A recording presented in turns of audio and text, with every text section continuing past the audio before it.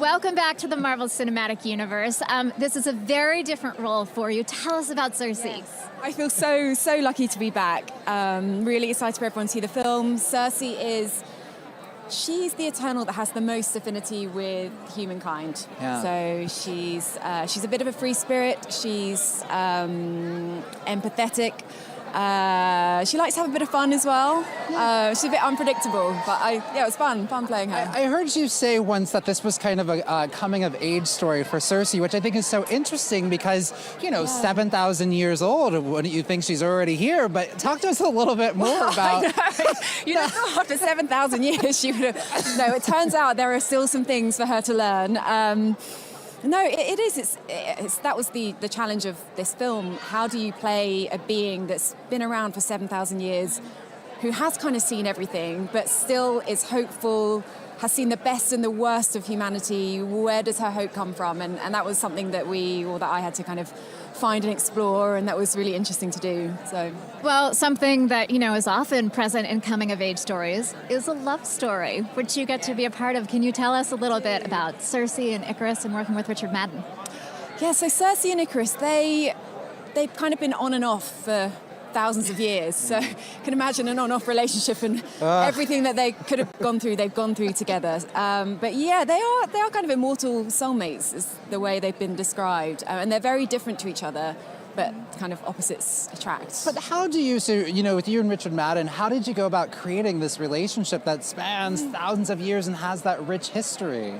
Well, luckily we've known each other for a long time. So...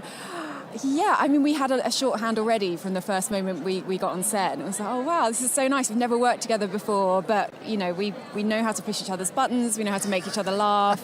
We can infuriate each other as well at times. So kind of like, an old married couple in many ways. A 7,000-year-old married couple. Yeah. Speaking of being on set, Sersi has a really interesting power in that she can transmute matter. Can you give, because we're talking live to the fans, we're live streaming, can you kind of give them an inside look, a behind-the-scenes look?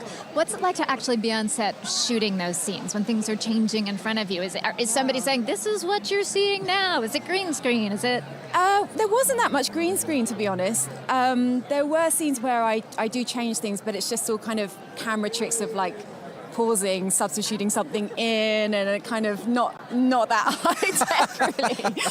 But then there was some amazing. I've seen a few of the effects afterwards. I think there's a scene in the trailer where she turns like a bus into petals, which is pretty amazing. I was like, how are they going to do this? But then seeing the finished effect was incredible. So, and with working on actual, Chloe's big on being on actual sets.